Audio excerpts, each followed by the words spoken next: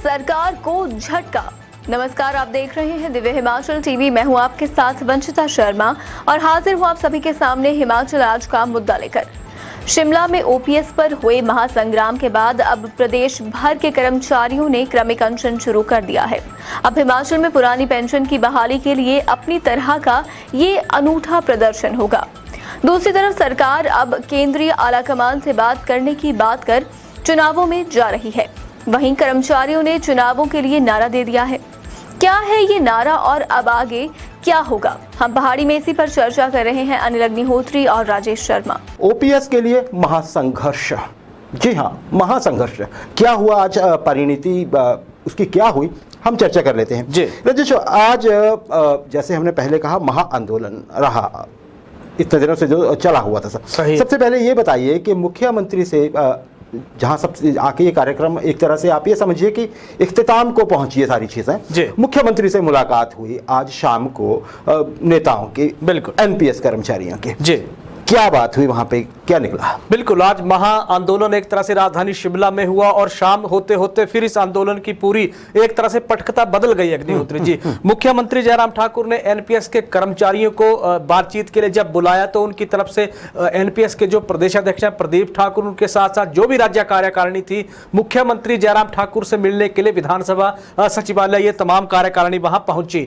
NPS के कर्मचारियों ने जो ड्राफ्ट एक पुरानी पेंशन की बहाली का एक बनाया हुआ है, सरकार के सामने उसका प्रस्ताव रखा और फिर उसकी घोषणा करने का मुख्यमंत्री जयराम ठाकुर से एक तरह से ऐलान कर दिया। तो जो आंदोलन शुरू एनपीएस की बहाली के लिए, एनपीएस की को खत्म करने के लिए शुरू हुआ था, ओपीएस की बहाली के लिए हुआ था, शाम होते होते फिर वो बातचीत या मुख्यमंत्री जयराम ठाकुर को जिस तरह से उन्होंने बातचीत अपनी बताई, मांग अपनी बताई और सीएम ने जो जवाब दिया, वहां पे ये आंदोलन एक तरह से अगर हम कहें तो बातचीत वो सिरे चढ़ नहीं पाई और उसके कारण ये बेनतीजा रही है। अब जो आंदोलन था वो आंदोलन एक नई शक्ल में फिर से शुरू राजधानी शिमला में होने जा रहा है। एनपीएस के कर्मचारी अब राजधानी शिमला में क्रमिक अनशन शुरू करने जा रहे हैं और इसका आज विधिवत रूप से ऐलान इस चीज का हो गया है। तो चौड़ा मैदान से ही ये आगाज होगा अग्निहोत्री जी, और नई जो लड़ाई है या पुरानी पेंशन की बहाली के लिए अब ये लड़ाई नया एक रूप लेने जा रही है, जो आज राजधानी शिमला में मुख्यमंत्री जयराम ठाकुर के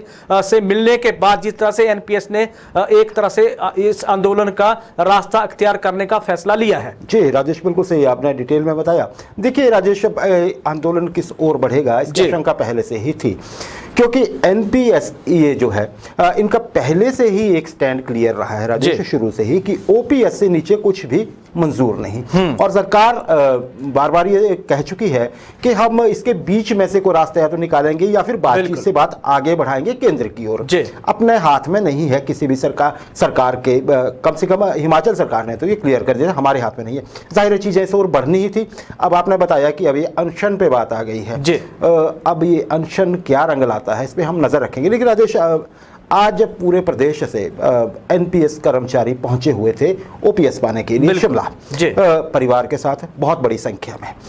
कैसे रहा ये इनका आयोजन और प्रशासन ने इस पे क्या प्रबंध किए हुए थे इनके लिए? बिल्कुल, देखिए प्रदेश भर के कोने कोने से एनपीएस के कर्मचारी पहुंचे हुए थे। जिस तरह का शिमला चलो का नारा एनपीएस का जो संगठन है इसने दे रखा था, आज सुबह ये 10 बजे से टूटीकंडी बाईपास पे इन कर्मचारियों ने एक तरह से आंदोलन जो इनका था, ये आंदोलन वहां से विधिवत रूप से आगाज किया। लेकिन राजधानी शिमला पहुंचने का इन कर्मचारियों का सिलसिला पिछली रात से, पिछले कल से शुरू हो गया था। जब ये सुबह 10 बजे जब ये काफिला इनका वहां से टूटीकंडी जो बाईपास है वहां से चला, तो फिर बालूगंज होते हुए चौड़ा मैदान जो उन्होंने धरना स्थल जो रखा था वहां पे जब ये पहुंचे तो ऐसा लग रहा था कि 4 से 5 हजार के करीब ये कर्मचारी हैं। लेकिन उसके बाद जब कर्मचारी पहुंचते, लगातार कर्मचारी पहुंचते रहे अग्निहोत्री जी, और हमारे पास सूचना तो यह है कि जब देर शाम को मुख्यमंत्री जयराम ठाकुर से करीब 4:30 बजे के बाद जब मुलाकात एनपीएस संगठन की हुई, उस वक्त भी प्रदेश के कोने कोने से कर्मचारी उस आंदोलन के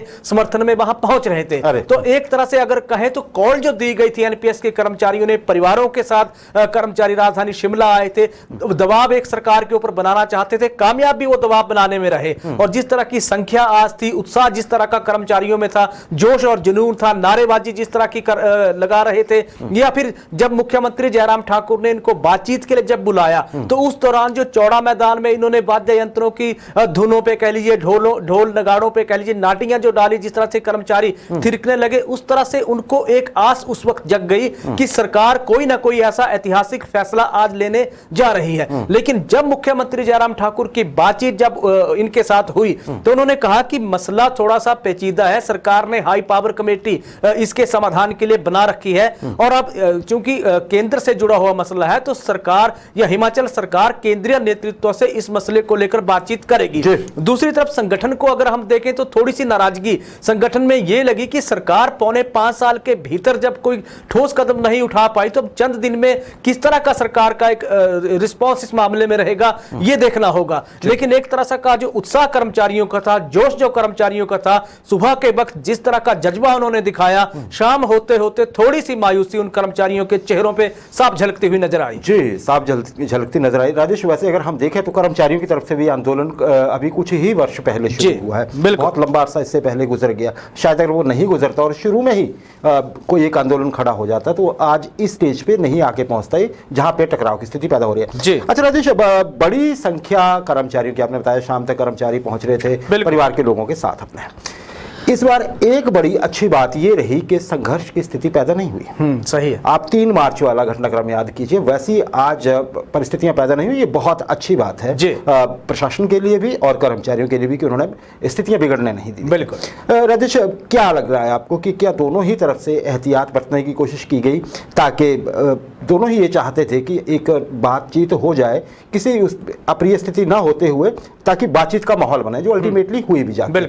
क्या ये पहले से आपको लग रहा है कि ये एक तरह से दोनों ओर से ये एक बना हुआ था, एक योजना बनी हुई थी? बिल्कुल, देखिए दोनों ओर से योजना थी अग्निहोत्री। थोड़ा सा प्रशासन की योजना देखें, पिछले कल एडवाइजरी प्रशासन ने जारी कर दी थी एनपीएस के कर्मचारियों के लिए कि आप शिमला में आ रहे हैं, स्वागत है, चौड़ा मैदान आपके लिए धरना स्थल रखा है, तो वहां तक जाइए। एक रूट उनको बाकायदा इसका बता दिया गया था। निर्देश आप था, 2 टूक निर्देश जारी किए गए थे कि ट्रैफिक को किसी तरह का व्यवधान नहीं पहुंचाया जाएगा, नुकसान नहीं होगा। उसको पूरी तरह से एनपीएस के कर्मचारियों ने फॉलो किया और जो प्रशासन का रूट था वहीं से निर्धारित रूट तय करते हुए वो धरना स्थल पे पहुंचे, या जो आंदोलन का स्थल तय कर रखा था। दूसरी महत्वपूर्ण चीज ये कि 3 मार्च का जो घटनाक्रम था, अगर हम उसको देखें अग्निहोत्री जी, तो बड़ा सवाल वहां यह था कि उस वक्त ना तो प्रशासन ने एडवाइजरी इनके लिए जारी की थी कि आप इस रूट से जाइए, वहां जाइए। ये जब 103 टनल के पास पहुंचे तो वहां जबरन इनको रोका गया था एनपीएस के कर्मचारियों को। प्रशासन की तरफ से वहां पहल हुई थी, पानी की बौछारें भरी सर्दी में इनके ऊपर की गई थी। एक तरह से पुलिस की भूमिका उस 3 मार्च को और पुलिस की भूमिका आज अगर हम देखें तो बदली बिल्कुल जमीन आसमान का फर्क एक तरह से नजर आया। हजारों कर्मचारी वहां पहुंचे थे, कुछ कर्मचारी जाम में फंसे हुए थे क्योंकि सड़कें कई जगह बंद थी और साथ ही साथ पुलिस ने कई जगह बैरिकेडिंग की राजधानी शिमला में कर रखी थी। तो दिक्कत यह थी कि थोड़ा सा कर्मचारी एक साथ नहीं पहुंचे शुरुआती दौर में, लेकिन बाद में जब कर्मचारी आए तो पुलिस ने, क्योंकि कर्मचारियों ने जिस तरह का एक सौम्यता का प्रदर्शन आज किया, सराहनीय वहां रहा, अपनी बात भी सरकार के सामने रख ली, सरकार की बात भी कर्मचारियों ने मान ली, आगे के लिए कर्मचारियों ने रणनीति भी तय कर ली। होगा क्या, भविष्य के गर्भ में चीज छिपी है। लेकिन ये जो आंदोलन राजधानी शिमला में आज हुआ, इस आंदोलन की धमक दिल्ली तक पहुंच गई। जी राजेश, हम अपने इस कार्यक्रम को जो इशारा था, इसको सुबह से टीवी पे, अपने दिव्य हिमाचल टीवी पे लाइव कर रहे थे। हमने देखा कि जब कर्मचारी चौड़ा मैदान में पहुंचे तो वहां कुछ संबोधन हुए राजेश, और वो संबोधन बहुत जोरदार रहे। सही, ये कहना चाहेंगे नपे तुले शब्दों में, या आप डिटेल में भी कह लीजिए। बिल्कुल, देखिए भाषा बहुत संयमित थी, तीखी थी, इसमें कोई दो राय नहीं है जी। ओजस्वी भाषण हुए राजेश, और ये भी तर्कों सहित कर्मचारी नेताओं ने बताया कि ओपीएस आखिरकार जरूरी है क्यों। क्या राय है आपकी? बिल्कुल सही है। देखिए वहां भाषण हुए चौड़ा मैदान में, जिस तरह का मंच कर्मचारियों के लिए सजाया गया था, उस मंच का एक तरह से अगर हम कहें तो बाखूबी के साथ इस्तेमाल कर्मचारी नेताओं ने किया है। अपनी बात को सरकार तक पहुंचाने के लिए बेहतरीन उन्होंने काम किया है, जिसपे एक तुलना कर दी गई है कि सरकार अगर चाहेगी तो क्यों पुरानी पेंशन हिमाचल प्रदेश में बहाल नहीं हो पाएगी। जी। एक ड्राफ्ट था, एक ड्राफ्ट पे जिस पे चर्चा हुई, उस ड्राफ्ट का बाकायदा जिक्र वहां किया गया कि इस तरह से सरकार पुरानी पेंशन बहाल कर सकती जी, सही है। है। दूसरे रास्ते और सुझाए गए, छत्तीसगढ़ और राजस्थान की सरकारों की तारीफ वहां मंचों से की गई, उसी तरह की उम्मीद एक सरकार के साथ जताई गई। बड़ी बात ये रही अग्निहोत्री जी कि आज टकराव की ऐसी स्थिति न तो भाषणों में नजर आई, जिस तरह से कर्मचारी एक तरह से अधिकार की मांग को लेकर ये प्रदर्शन कर रहे थे, और उन्होंने जब अगर पिछले दौर को देखें तो जिस तरह का वहां से सबक सीख के एक तरह से सरकार से उन्होंने कहा कि पेंशन या पुरानी पेंशन हमारा अधिकार है, तो सरकार इसको जल्द से जल्द बहाल करे। तो ये मांग थी, मांग उन्होंने बाखूबी रखी, मंचों से बाकायदा हाँ पुरानी पेंशन के लिए विधायकों की या मंत्रियों की पेंशन का जिक्र भी वहां उन मंचों से किया गया, तुलना तक की गई कि जब उनके लिए बहाल हो सकती है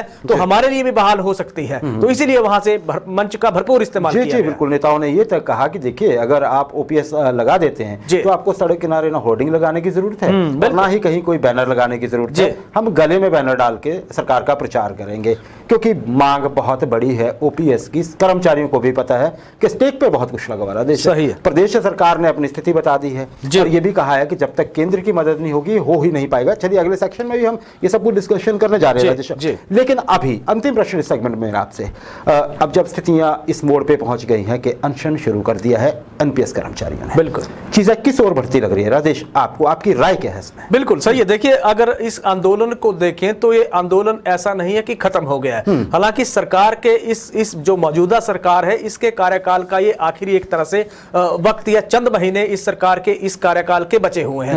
बड़ी बात यह है कि कर्मचारियों ने एक तरह से अपनी ताकत भी सरकार को दिखा दी है, कर्मचारियों ने दबाव भी एक तरह से सरकार को एक तरह से बता दिया है कि आने वाले दिनों के लिए होने हिमाचल में क्या जा रहा है। कर्मचारियों ने वहीं से उसी मंच से उसी धरना स्थल से राजधानी शिमला से एक नारा दे दिया है Agnihotri ji, vote for OPS. Vote for OPS का नारा अगर वहां दिया जा रहा है तो फिर मामले की गंभीरता को यहां यह समझा जा सकता है कि इस चुनावी साल में पुरानी पेंशन की बहाली बहुत बड़ा एक मुद्दा बनने जा रहा है। और उस मुद्दे को सरकार कैसे डिफेंड करेगी, विपक्ष कैसे भुनाने की कोशिश करेगा, यह तो आने वाला दौर बताएगा। लेकिन बड़ी बात है कि जिस तरह का रुख कर्मचारियों ने आज स्पष्ट कर दिया है, यह लड़ाई बहुत लंबी चलने वाली है और तब तक लंबी चलने वाली है जब तक कि फैसला कर्मचारियों के हित में नहीं हो जाता है। जी राजेश, बिल्कुल। और इसमें एक और संदेश है राजेश कि कर्मचारियों को अभी भी उम्मीद है। बिल्कुल। और एक और स्थिति पैदा होती है राजेश यहाँ पे, जैसे कि हिमाचल सरकार की ओर से मुख्यमंत्री का ये पक्ष है कि राजस्थान और छत्तीसगढ़ में अधिसूचना ही जारी हुई है जी, उसमें नए कर्मचारी तो शायद शामिल हो सकते हैं, लेकिन जो पुराने कर्मचारी थे जिन्होंने या तो वो रिटायर हो चुके हैं राजेश बहुत सारे साल सर्विस करके, या कुछ जिनके पैसे फंसे हैं केंद्र में, जो केंद्रीय कंपनी है, क्या सरकार कहीं इस स्थिति में भी आ सकती है कि ठीक है फिलहाल के लिए जो है नए कर्मचारी, आने वाले कर्मचारियों के लिए हम ओपीएस पे आ जाते हैं, पिछलों का देखा जाएगा। तो वैसी स्थिति में कर्मचारियों का क्या रुख होगा, क्योंकि राजस्थान और छत्तीसगढ़ में भी ऐसा ही बताया जा रहा है। अगर परिस्थितियां ऐसी होती हैं तो देखना यह होगा कि क्या कर्मचारी नेता उस स्थिति के लिए कितने तैयार हैं, क्योंकि अगर सरकार, है ना जी, एक्सपर्ट भी ये मान रहे हैं कि अगर सरकार को लगता है अंतिम दौर में आके तो फिर यही चीज बचती है एक, ठीक है, जिस तरह राजस्थान ने किया हम भी सूचना जारी कर देते हैं। बिल्कुल।